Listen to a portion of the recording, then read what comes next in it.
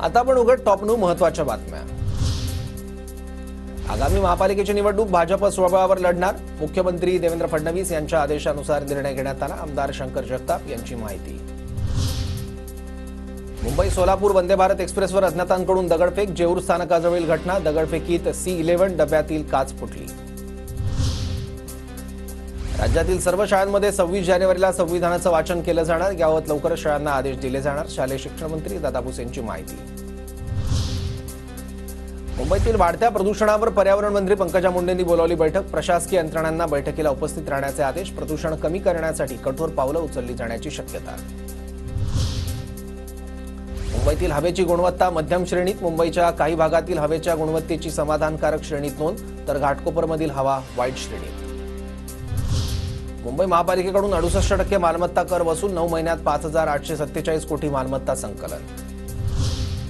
नागपूर महापालिकेकडून पाण्याबरोबरच पालिकेकडून मालमत्ता कराचा 80% दंड माफ। 1 जानेवारी ते 31 मार्च 2025 पर्यंत मालमत्ता करावरील दंड माफ करण्याची योजना राबवणार। आर्थिक अडचण असतानाही मनपाकडून सवलती। माडाच्या पुणे विभागातील 6,294 घरांसाठी 28 जानेवारीला सोडत। अनामत रक्कम भरलेले 54,000 अर्जदार सोडतीसाठी ग्राह्य धरले जाणार।